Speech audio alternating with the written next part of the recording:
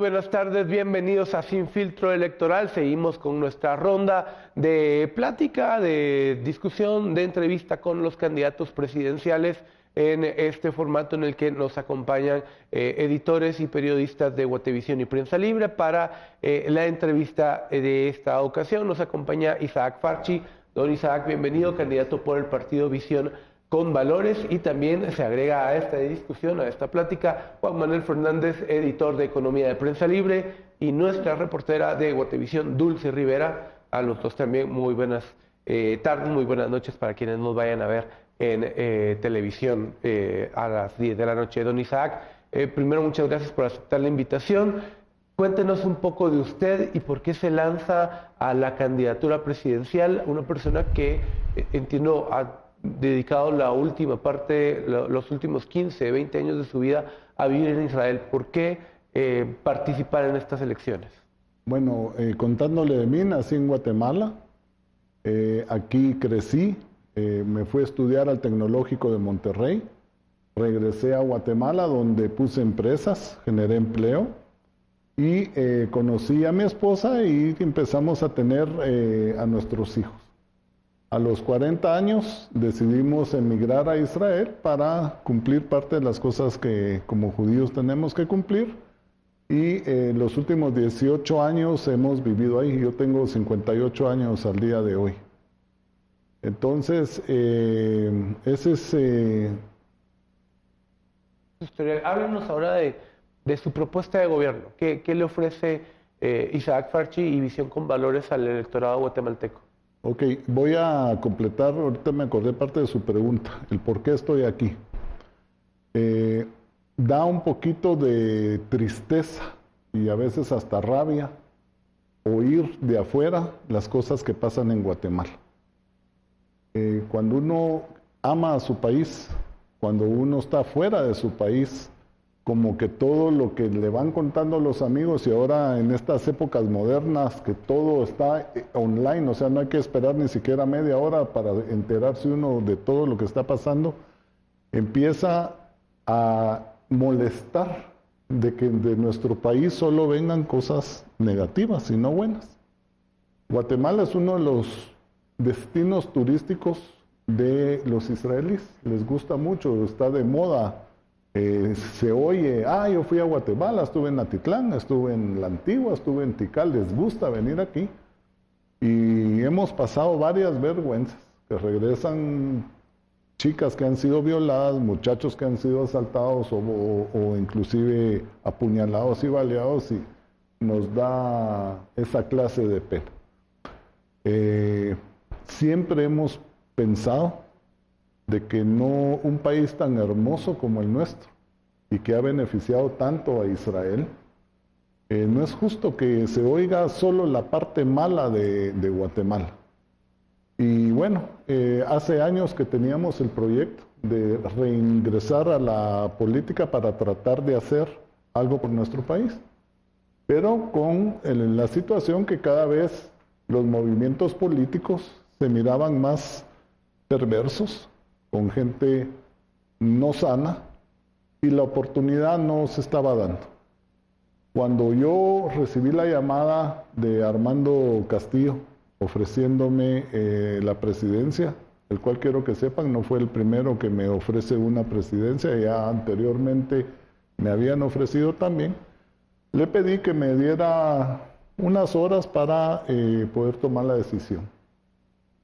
Hice varias llamadas aquí a Guatemala, a muchos amigos profesionales, empresarios, políticos, gente honorable, gente proba, y en todos ellos su respuesta fue: Isaac, el partido Viva está limpio. La gente del partido Viva no tiene problemas. Y otro que es político me dijo: si querías un vehículo, aquí lo tenés. Este es un partido totalmente sin ningún problema de los demás partidos. Y así es como tomo la decisión entonces de venir y aceptar la candidatura que se me ofreció. ¿Cree que su postulación se dio de una manera emergente en sustitución de Juan Carlos Ejenberger, ya que él había sido el primer candidato presidencial postulado por Viva? Así es. Ellos me estaban buscando a mí desde enero. De hecho, cuando vine aquí, me lo enseñaron. Desgraciadamente yo una de esas plataformas no las usaba, pero cuando la abrí efectivamente ahí estaban todas las llamadas que me habían hecho. Y cuando el partido Viva tiene el problema de que se queda sin candidato presidencial, entonces volvieron a tratar de contactarme, esta vez por otra vía, y entonces contesté. ¿Usted dice que fue la primera opción de Viva entonces? No sé, yo no sé si fui yo o alguien más, pero sí sé, porque me lo demostraron, de que sí me habían estado buscando, y las palabras que usted usa pueden ser, o sea, sí puede ser que volvieron a tratar conmigo debido a que pues no cuajó la candidatura de Juan Carlos. ¿Desde hace cuánto tenía la intención de postularse a la presidencia? Yo le puedo decir que después de que viajé por algunos países del mundo haciendo ciertos trabajos para donde yo trabajo, me empezó a nacer la inquietud en las visitas que uno tiene a su país, porque Guatemala es el país natural para venir de vacaciones para un chapín. Entonces, en estas venidas a Guatemala, uno visitaba ciertas situaciones, lugares en los cuales en otros lados habías ayudado, y decís, pero ¿qué está pasando? O sea, ¿por qué no pasa esto en Guatemala, verdad?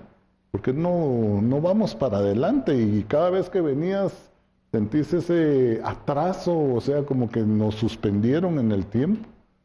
Y entonces, hace tal vez unos 6, 7 años, ya con mis hijos, bendito sea Dios, crecieron, cumplieron con lo que tenían que cumplir en Israel, y ya me sentí un poquito más libre de mi obligación de ser el pastor de mis ovejas. Ya mis hijos se empezaron a casar, empecé a tener nietos, y entonces ahí pensé que ya era el momento donde yo sí de verdad podía entonces venir y hacer lo que quiero hacer de corazón. Hablemos de su programa de gobierno. Ya conocimos mucho de sus intenciones y su visión desde afuera del país. ¿Qué propone para que estas cosas comiencen a funcionar de lo que ve que no está caminando en Guatemala? Bueno, yo realmente creo que el primer gran paso que tenemos que dar es paralelo, la seguridad y la corrupción.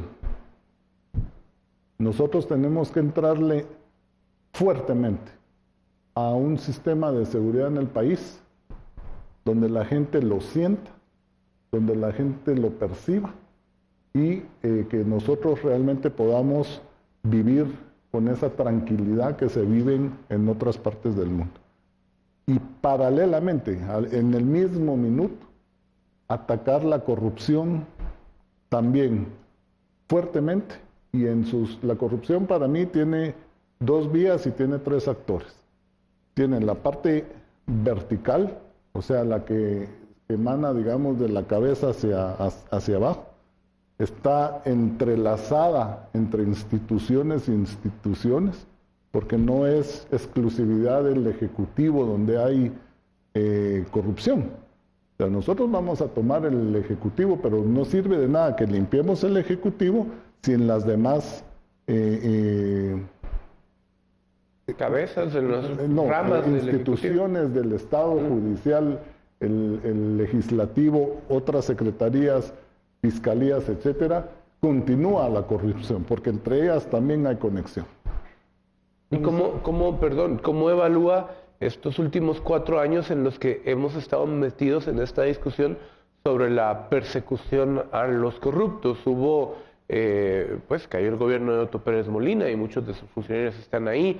En algún mérito de parte de la Comisión Internacional contra la Impunidad en Guatemala, que ya la presidencia de Jimmy Morales la ha anunciado que, para ellos ya la cancelaron, aunque entiendo que tiene vigencia hasta septiembre.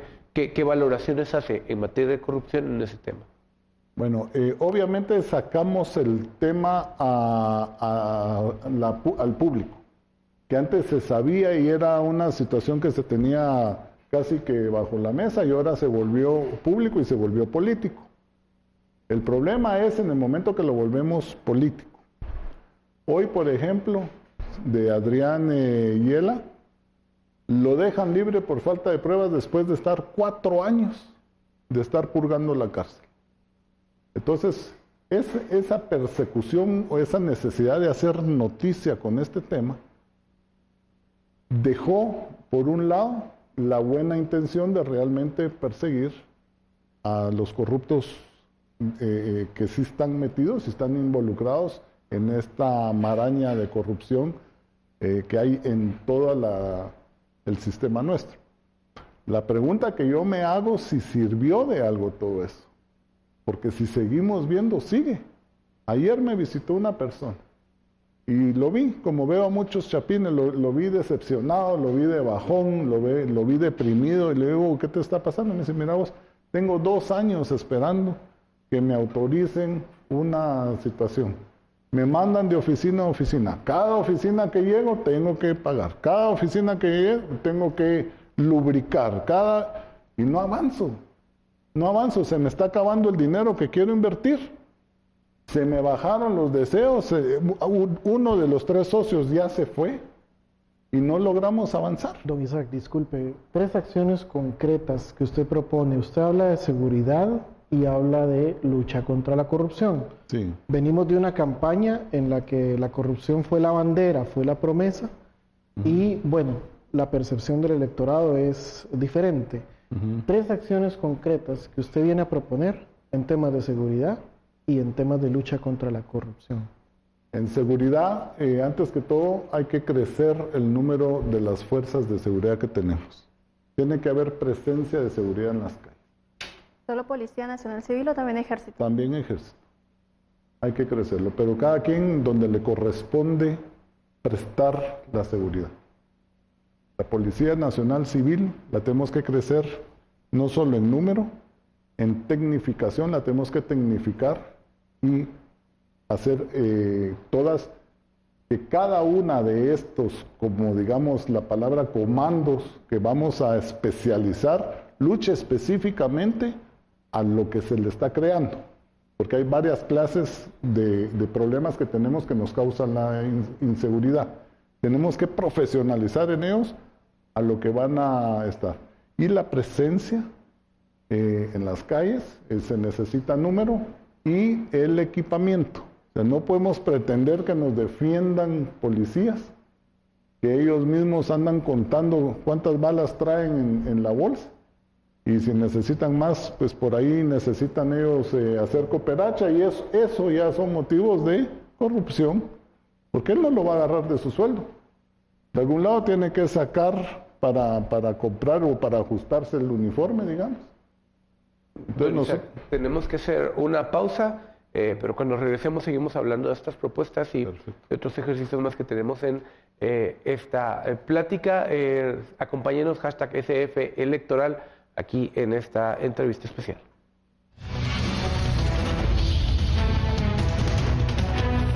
Gracias por acompañarnos, #SF Electoral. Estamos conversando con el candidato de Visión con Valores, Isaac Farchi. Don Isaac, faltaban 2 puntos más de estos temas sobre seguridad que le había planteado Juan Manuel, si nos puede seguir contando. Porque habíamos hablado ya de lo que era la policía. Ahora, el ejército también lo tenemos que crecer en número. No podemos tener un país de 108,000 kilómetros con esa cantidad de fronteras con los países que tenemos, más 2 mares, donde también entra contrabando, etcétera, narcotráfico, y pretender cuidarlo con la cantidad de soldados que tenemos. Es imposible. También la población ya creció. Entonces, también otra vez, bajo el mismo sistema, tenemos que crecer el número de efectivos, tenemos que tecnificarlos, tenemos que equiparlos y prepararnos para específicamente el problema que cada uno de estos grupos va a tener que atacar. Don Isaac, usted habla un poco de la corrupción y entiendo que también en otras entrevistas ha mencionado que hay grupos en Guatemala que no dejan gobernar.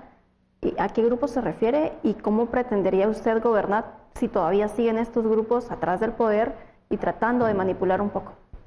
Es que esos grupos son parte de lo que nosotros vamos a tener que erradicar. O sea, cuando hablamos de erradicar la corrupción, no es ir al lugar, el escritorio donde se da la coima, la mordida, y yo no voy a eliminar esa mesa. O sea, vamos a revisar todo el mecanismo que nos llevó a eso, pero vamos a también a las personas, porque aquí está muy de moda el término cooptado. Hay grupos que nos tienen cooptados. ¿Quiénes son esos grupos? Denos un par de ejemplos. Mejor voy a decir así a grandes rasgos, ¿verdad? Okay. Hay narcotraficantes, tenemos grupos de empresarios, tenemos también grupos, desgraciadamente, de militares y gente que está metida en las fuerzas de seguridad, que son parte de esas grandes estructuras de corrupción del país. ¿Y cómo puede un presidente erradicar estos grupos? Se puede erradicar fácilmente cuando se sabe cómo. Obviamente, si yo lo digo hoy aquí, se van a preparar. O sea, yo solo le puedo decir que se puede hacer. Y ya tiene un equipo con el que va a combatir a esos grupos. No es un equipo. Tenemos varios grupos que nos van a asesorar, que lo hemos analizado, que se ha hecho, porque para cada país hay un mapa diferente, ¿verdad? Sí, hemos profundizado más en lo que hay que hacer, y la ventaja grande que tenemos, que tal vez sería lo único rescatable que hay de esta ley del registro del Tribunal Supremo Electoral que tenemos, es que esos 6 meses, y para los que entran a la segunda vuelta, casi 7 meses de transición de gobierno que hay ahora, que esa sí es la única ventaja que yo veo, porque antes se ganaba la segunda vuelta en diciembre y ya en enero había que agarrar el gobierno. En cambio aquí, ya desde que entra a la segunda vuelta, se puede empezar entonces a hacer esa, antes se hacía una radiografía, ahora hay que hacer una tomografía por capas, para poder investigar bien cómo estamos verticalmente cada una de las metodologías de los ministerios, entender cómo funciona, dónde están esos nichos de corrupción, porque son oficinas que tienen mucho que ver, como por ejemplo el amigo mío, de que donde se autoriza, donde se pone el sello, donde esos nichos de corrupción, hay que entender en qué parte de esa metodología y de esa forma de trabajo de ese ministerio, cómo lo podemos eliminar, no necesariamente a las personas, pero sí al sistema. Y entonces ahí vamos a tener el tiempo necesario para, con esta gente que les estoy contando, que estamos trabajando, y no medio trabajando, estamos trabajando fuertemente en lo que hay que hacer. Vamos a tener suficiente tiempo antes de entrar al gobierno para que del día 1 del gobierno se empiece a luchar contra lo que descubrimos. ¿Ya tiene ministro de Gobernación y de Defensa? Mire, no puedo decir que no, pero no le puedo decir que sí. Tenemos grupos que estamos trabajando. Este fue uno de los primeros temas a los que empezamos a trabajar fuertemente. Tenemos a la gente, que la tuvimos que filtrar y asegurarnos con quién estábamos dándole nuestro plan, nuestras ideas, nuestras intenciones. Empezó a regresar la información que necesitábamos. Empezamos a hacer el plan operativo de cómo entrarle. Ahora, ¿quién va a ser el que encabeza? Al día de hoy no lo podemos develar. Pero ¿nos puede dar nombres de la gente que trabaja con usted? No, en seguridad no. Y en el tema de corrupción, que era el que iba a hacer todo este tema es que de todo es lo mismo. También la corrupción está atada a todos estos grupos que no son minigrupos. Yo no estoy hablando de la que está en la ventanilla.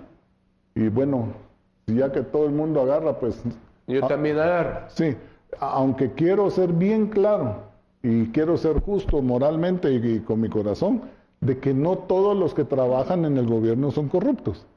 Y nosotros a esas personas también que saben trabajar, que se dedican a sacar su sustento con honradez y llegan a su trabajo a trabajar, no a ver qué sacan extra. Esas personas hay un montón y nuestros gobiernos se va a quedar de toda esa gente. Don Isaac, usted habla de personas que están trabajando con usted. ¿Son personas guatemaltecas? Todos. ¿Todos? ¿No traen gente de Israel? Asesoría traemos de afuera, no solo de Israel y no solo en el campo de seguridad, en varios campos. Hay muchos países que son buenos en seguridad, hay muchos países que son buenos en agricultura, hay muchos países que son buenos en industria. Nosotros hemos hecho los contactos necesarios en estos países para atraer a los asesores y la ayuda necesaria en el momento que ganemos. Don Isaac, le propongo algo. Hay varios conceptos para tratar de abarcar lo más posible en esta entrevista. Tanto Dulce como Juan Manuel le van a dar una palabra de estos temas y usted pues, nos responderá qué piensa sobre esto. Vamos a arrancar con Dulce Rivera. Bueno, ¿derecha o izquierda? Derecha.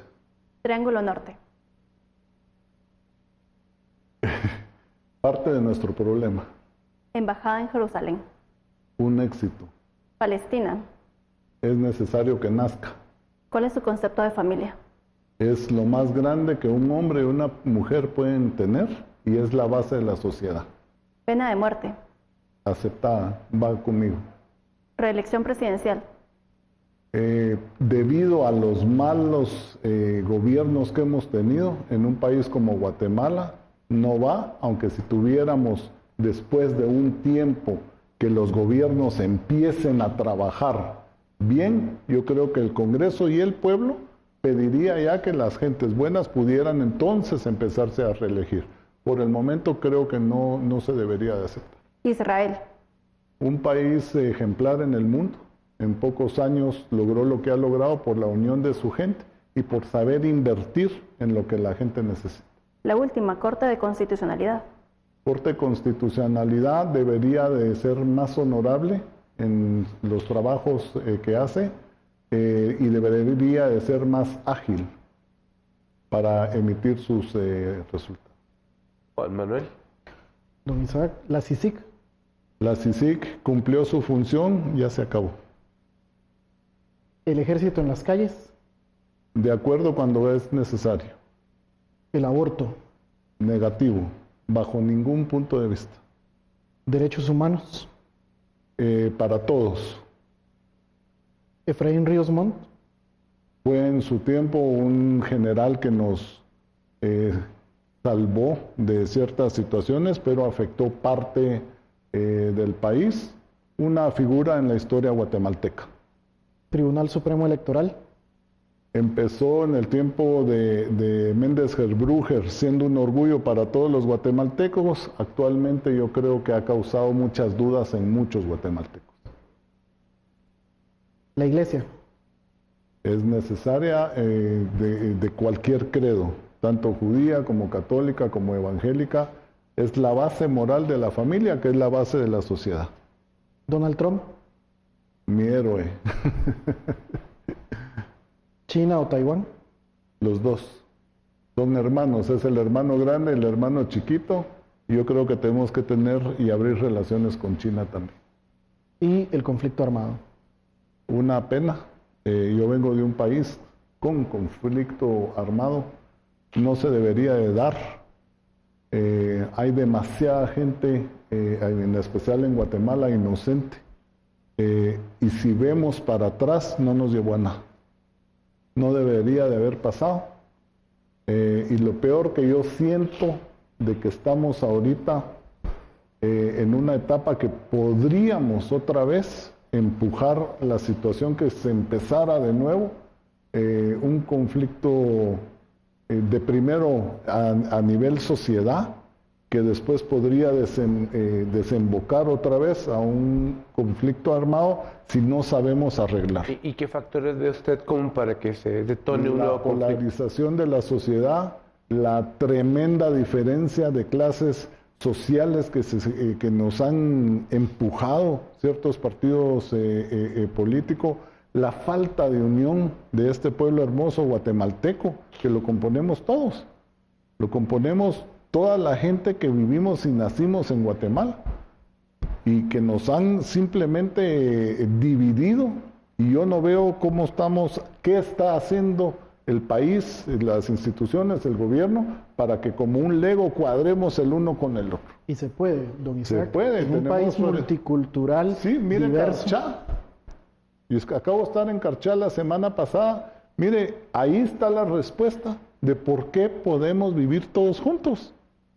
Y usted va, por ejemplo, a donde va en Carchá, está sentada una persona rubia, que la gente es muy linda ahí, al lado y se abrazan y son amigos y se casan unos con el otro. Claro que es posible.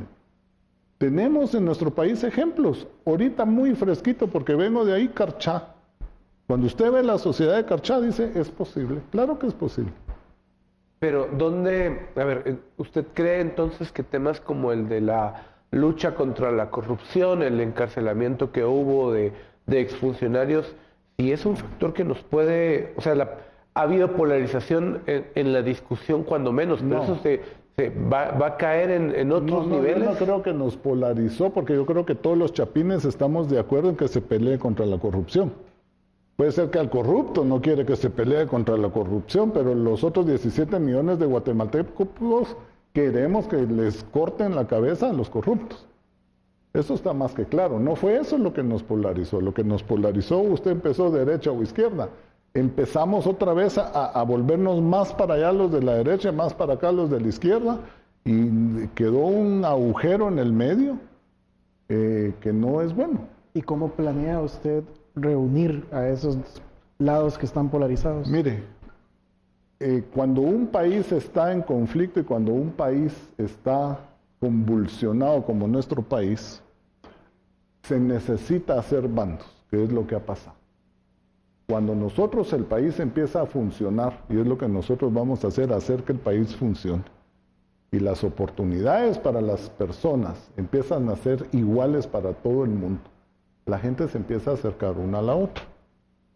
Es solo cuestión de hacer que todo funcione para todo el mundo por parejo. Y entonces el país se integra, porque las políticas nuestras tienen que ser integracionistas a nivel social. Don Isaac, tenemos que hacer un corte, seguimos en esta plática, #SF electoral. Estamos con Isaac Farchi, candidato presidencial de Visión con Valores. Muchas gracias por seguir con nosotros aquí, #SF electoral. Estamos en vivo en las plataformas de Facebook de Guatevisión y Prensa Libre y también en Sin Filtro. Vamos a ver este video, don Isaac, de su campaña. Soy Isaac y sí, soy el candidato desconocido y eso me alegra porque soy una nueva opción para usted. Nací en Guatemala y viví en Israel. Soy el candidato presidencial del partido Viva y quiero invitarlo a que me conozca. Don Isaac, el candidato desconocido, ¿por qué manejar este término en la campaña? ¿Qué tanto puede servir para darse a conocer a los guatemaltecos? Bueno, vayamos de primero a ver cómo está el mercado electoral. Si vamos con la señora Aldana, 4 años estuvo saliendo en la televisión. Es conocida.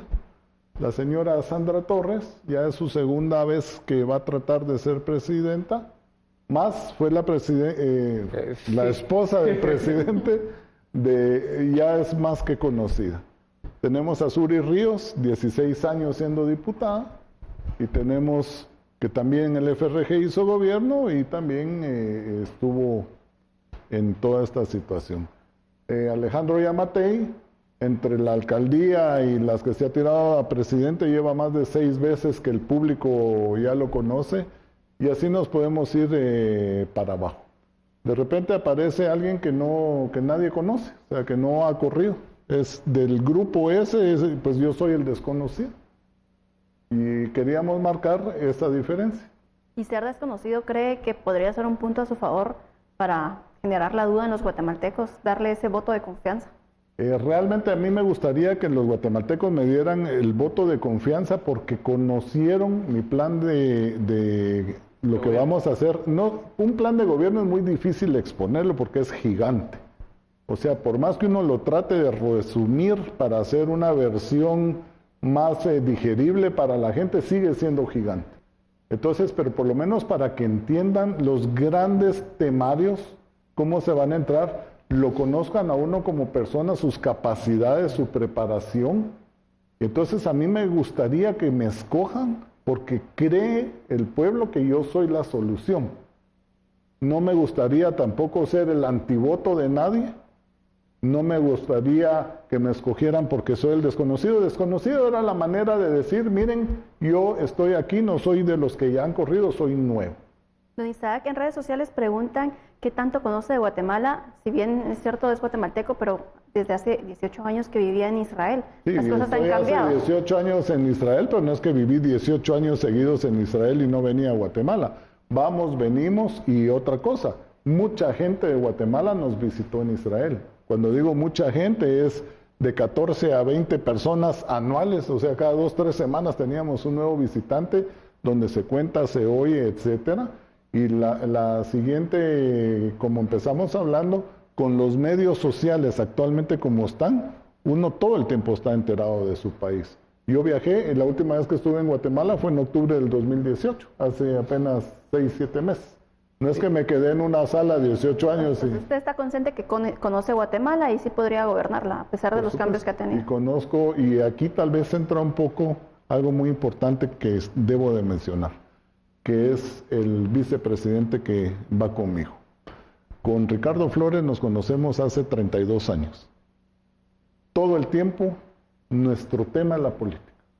Por teléfono, en persona, es política, política, política, y nos hemos venido preparando y nos hemos venido limando el uno al otro sobre la visión que tenemos. Yo creo que este es el único binomio presidencial que cualquiera de los dos podría haber sido presidente.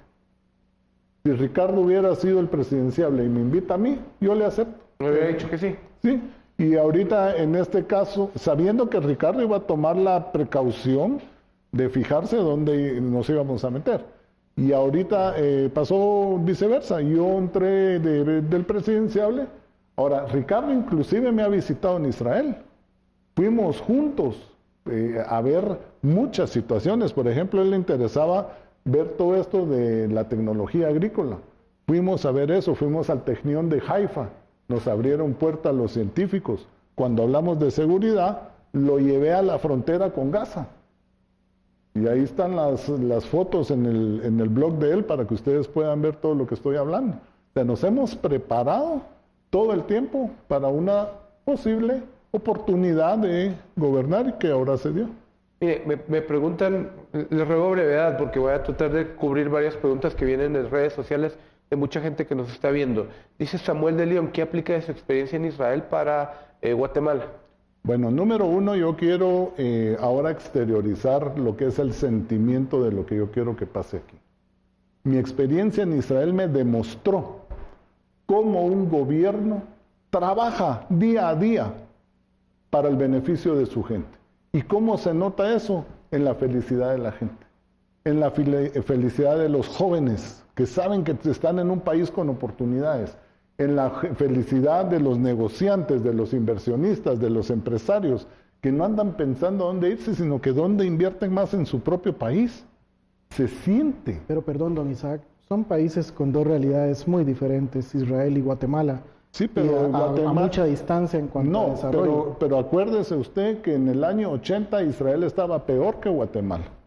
En el año 80 Israel tenía una inflación del 100% anual. Económicamente estaba, y entonces empezó ahí la creatividad que hoy en día yo, gracias a Dios, ya la aprendí.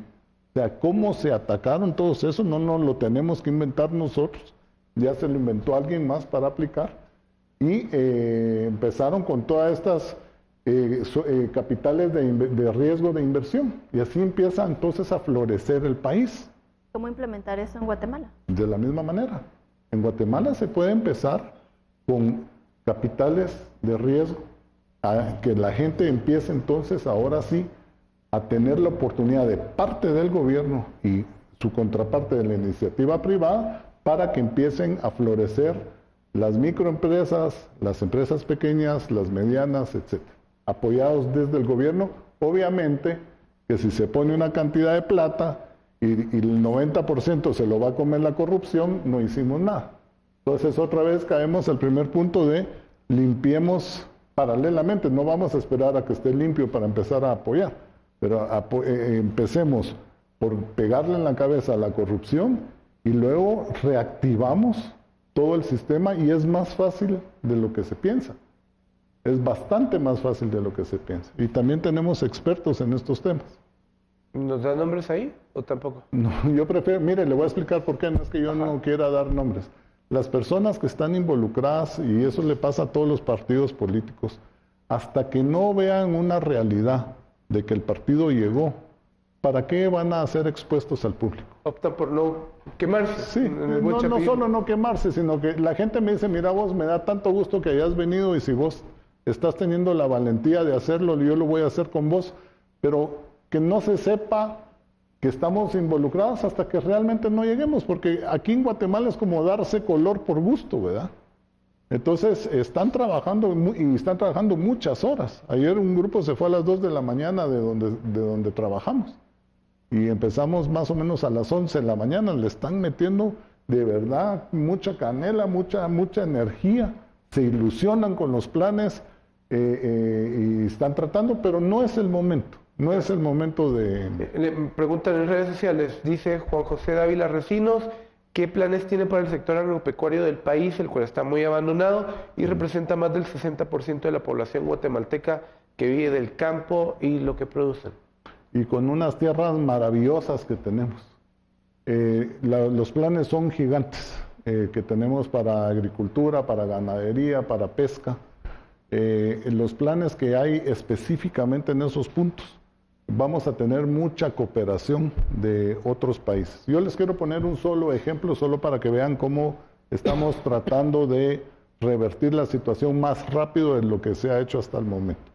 Aparte que ya hablamos de darles ayudas para que ellos puedan reinvertir en todo eso, vamos a traer la tecnología para que en la misma cuerda que le pertenece a una persona produzca el doble o el triple de lo que está produciendo, pero también queremos saber si lo que él está sembrando en su cuerda es lo más apto para la clase de tierra que él tiene.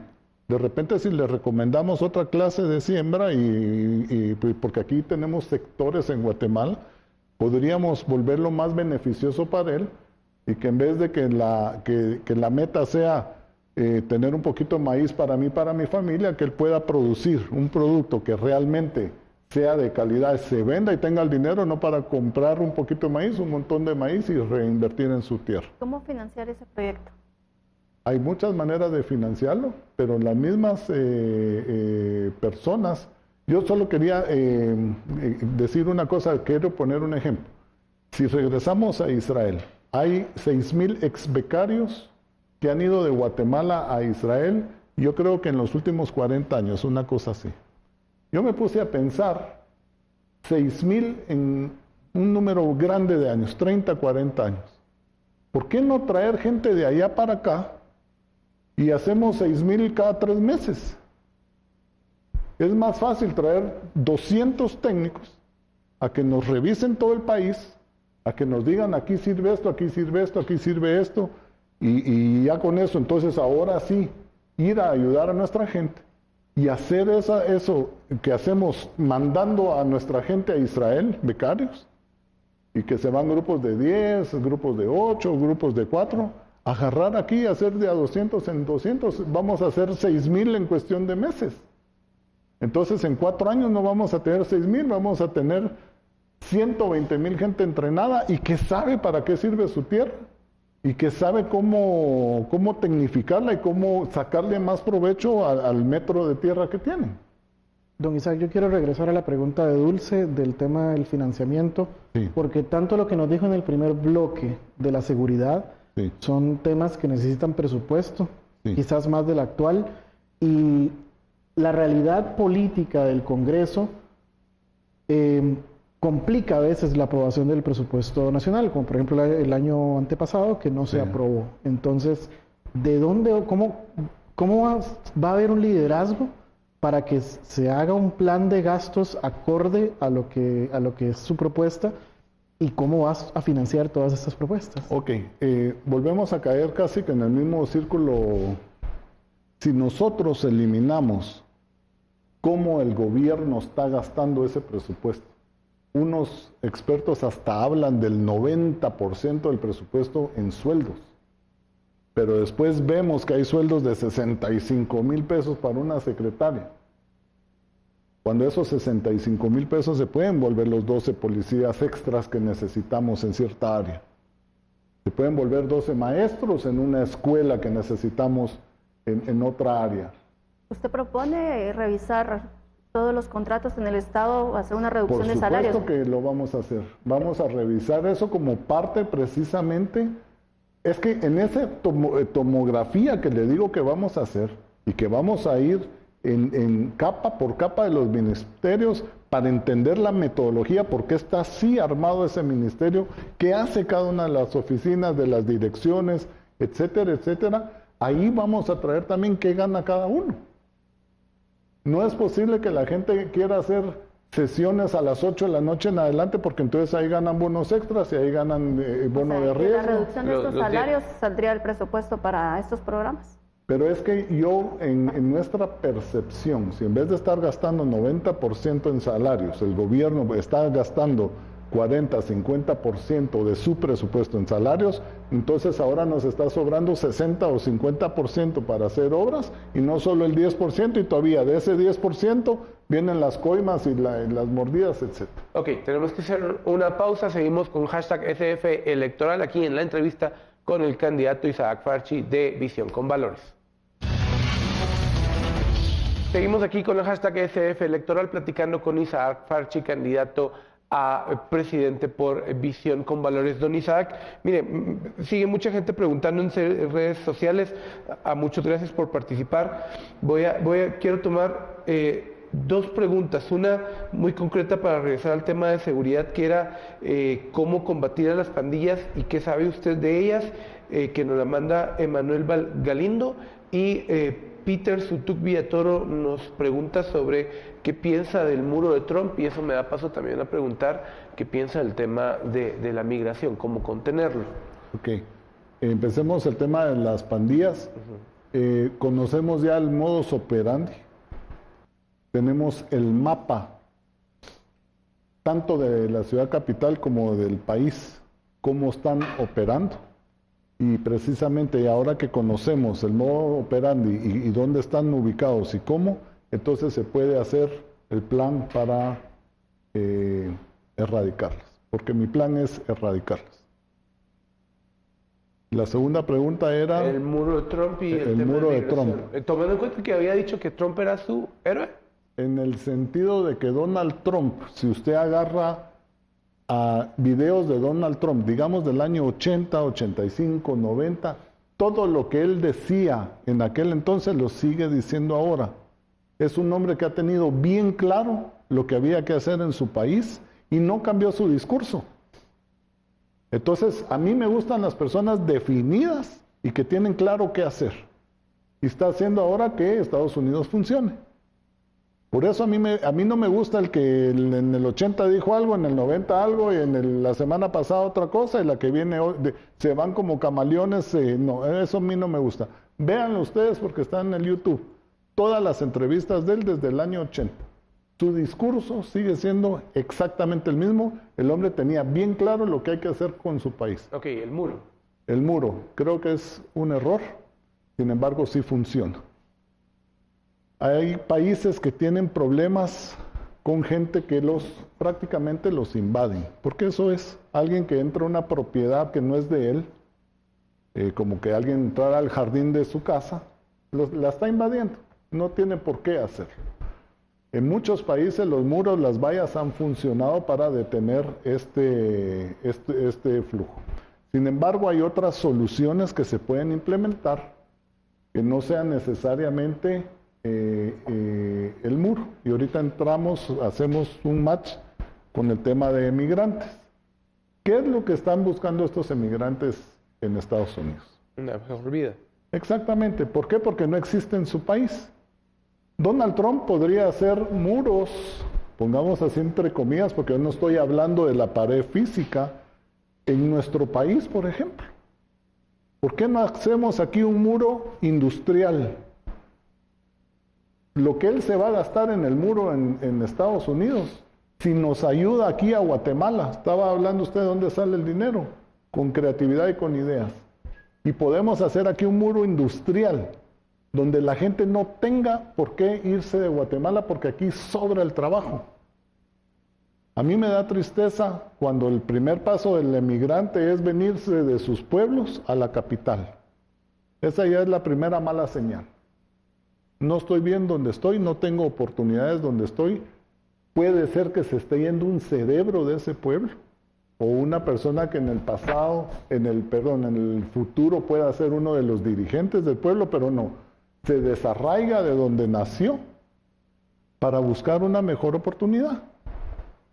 Y hay muchos de ellos que les sale mejor venir a ser chiclero aquí que quedarse en su pueblo. Por eso queremos traer toda esta oportunidad a esos pueblos. Y entonces, si no le va bien aquí, como ya migró una vez, vuelve a migrar. O las personas que migran directamente del pueblo para allá porque le contaron cómo es. Ahora, si tenemos aquí en Guatemala las oportunidades en los pueblos, o tenemos polos de desarrollo, pero realmente no como la palabra que se ha utilizado todos estos años, que no llegamos a nada, sino que reales. Zonas industriales, zonas agrícolas industriales, zonas de tecnología. Yo quiero invertir mucho en los jóvenes. Si un país no invierte en sus jóvenes, no está invirtiendo en su futuro. Pero aquí eso suena como un poco a largo plazo. No, no es a largo plazo. Una persona que sabe programar, en un año puede hacer una aplicación que se vuelva viral a nivel mundial. ¿Por qué a largo plazo? ¿Y qué pasa con los jóvenes que no han tenido acceso a la educación? Pero es que nosotros lástima que no hablamos de la educación, parte de lo que queremos hacer en la educación, a mí no me suena bien que un colegio recibe niños a las 7 de la mañana, se van a la 1 de la tarde, salen las chicas que hacen la limpieza, le ponen el candado y ya se acabó. Ese es un activo del Estado. Hay que activarlo. En la tarde tienen que haber clases ahí.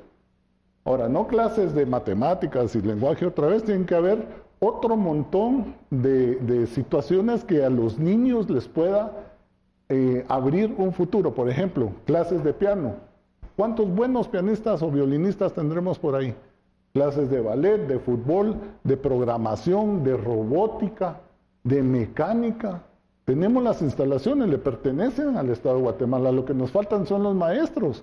Y si administramos bien nuestros dineros del presupuesto y nos está sobrando ese 40, 50% en vez de cómo hacemos sobra con 10, nosotros activamos las escuelas con otras oportunidades para los niños. ¿Cuánto le puede tomar ese cambio? 2 meses.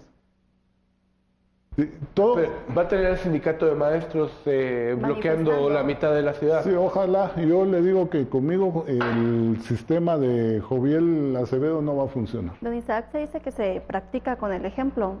Hablando de salarios, ¿también estaría pensando en reducir el salario del presidente? No, yo no creo que los salarios de ninguno de los ministros y presidente tenga que reducirse, porque entonces dejamos de tener gente buena que le atraiga a venir. Y si no, lo que yo no estoy de acuerdo es que se lo ajusten más de lo que ya tienen. Si tenés un salario y sabes cuál es tu salario y aceptaste trabajar por ese salario, haz tu trabajo, punto. ¿Y qué pasa con las secretarias que usted mencionaba que ganaban? No van a estar. Vamos a tener secretarias que ganen y van a saber su sueldo, y ese es su sueldo para hacer su trabajo. Todas esas secretarias no van a estar, yo se lo aseguro. Juan Manuel, ¿vas a preguntar? Volví al tema de la inversión. Usted habla de abrirle las puertas a los inversionistas. En este momento Guatemala es un país no con calificaciones malas, pero sí riesgoso para invertir por temas políticos y por temas jurídicos también. Sí. Eso es complicado cambiarlo desde el Ejecutivo. Sí. ¿Qué propone? Bueno, efectivamente nosotros vamos a tener que aprender como guatemaltecos a dejar de jugar con la política como un partido de fútbol. No es mi partido contra tu partido, nosotros tenemos que trabajar por Guatemala. Usted tiene toda la razón en lo que dice, sin embargo tenemos varios planes de cómo lograr hacer que esa certeza jurídica que necesita el inversor se logre. Aparte, que haya un verdadero Estado de Derecho en el país. aparte que la ley se cumpla, aparte que el que quiera invertir venga, presentó su plan y en 2 semanas o un mes venía autorizado regreso y no le costó ningún centavo extra y puede seguir entonces para invertir. Pero le quiero contar que yo quiero hacer zonas de inversión. Las zonas de inversión que tenemos planeadas van por áreas, digamos área A, B, C, ya le pondremos el nombre. Cada área va a tener una carga tributaria. Los que estén, digamos, en centros urbanos, como la capital, no los vamos a ayudar en nada. Van a tener que pagar como cualquier otro. Los que van a invertir en áreas B, ellos vamos a empezarles a dar ciertas ayudas, también a nivel tributario y también a nivel de impuestos, etc. Área C, puede ser que ya tengan 0 carga tributaria y 0 impuestos que pagar. Nos bastaría con que nos llevaran 1000 nuevos trabajos pagados, porque el sueldo tiene que ser digno. Yo voy a impulsar la dignificación de los salarios. Entonces, a mí me bastaría que en un pueblito que hace 200 años no pasa nada, de repente llegue una gran inversión agroagrícola o maquila o lo que sea, y que le cueste al que se puso ahí 0 de impuestos, 0 de taxes y 0 y después área D, inclusive que el gobierno ayude a esos inversores con parte de lo que se va a invertir para que se haga una realidad por un tiempo, digamos unos 25 años, que esté en -5, ¿verdad? Si produce. Perdón, don Isaac, porque ya casi que tenemos que llegar al mensaje final, solo una repregunta muy rápida en eso. ¿Ya tiene identificadas esas áreas? Sí. El mapeado lo tenemos. El mapeado sí, ya tiene los lugares como para decirle a nuestro... Sí, es que si ustedes se fijan, Guatemala tiene una característica con el sistema que tenemos de departamento municipal, cabecera municipal, etcétera. Todo lo que está más pegado a las áreas urbanas, nosotros la consideraríamos a menos que sea un área urbana que no está tan desarrollada. Tenemos departamentos que van un poquito menos rápido que los demás, y que quisiéramos también ayudarlos un poquito más. Óigase, un ejemplo aquí cerquita, el Progreso. Claro. Entonces, el Progreso seguramente no tuviera áreas A, aunque sea un centro urbano. Podríamos empezar ahí ya con áreas de inversión B o áreas de inversión C, y está cerca de la capital, está en ruta hacia el puerto. O sea, puede ser muy atractivo para los inversionistas si les damos esas atracciones. Sí. Don Isaac, disculpe, es que ya nos faltan 2 minutos para terminar, y creo que es muy valioso que usted se pueda dirigir a nuestra audiencia, a los votantes guatemaltecos, para que les pueda contar sus conclusiones y su invitación para considerar la candidatura de Isaac Farchi Vida. Muchísimas gracias. Antes quiero agradecerles a ustedes, de verdad disfruté mucho de esta dinámica que tienen. Gracias por la invitación. Y a todos los votantes, nos acercamos otra vez a una nueva fecha para decidir. Y tenemos que decidir otra vez cuál va a ser el futuro de nuestro país, si lo queremos convulsionado, si lo queremos dividido, si queremos que siga lo que ya hemos visto todos estos últimos 33 años, sin oportunidades.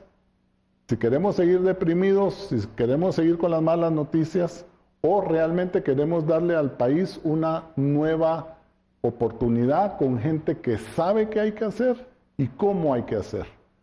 Yo me pongo como el candidato desconocido, pero que voy a hacer que el país funcione. ¿Por qué? Porque yo sé cómo hacer que el país funcione. Ya lo he hecho. Ha pasado en otros países del mundo en los cuales yo he estado presente, y los invito a que me bendigan con su voto. Bien, don Isaac, yo creo que tenías una pregunta para terminar. No, me dicen que ya tenemos que terminar. Muchas gracias, don Isaac, gracias por participar aquí en Sin Filtro Electoral. Dulce Rivera, Juan Fernández, muchas gracias. Mañana le esperamos también en Sin Filtro Electoral. Vamos a hablar con Carlos Amador, director o encargado de la misión del CACIF para la observación de elecciones. Muchas gracias por seguirnos. Nos vemos en la próxima ocasión.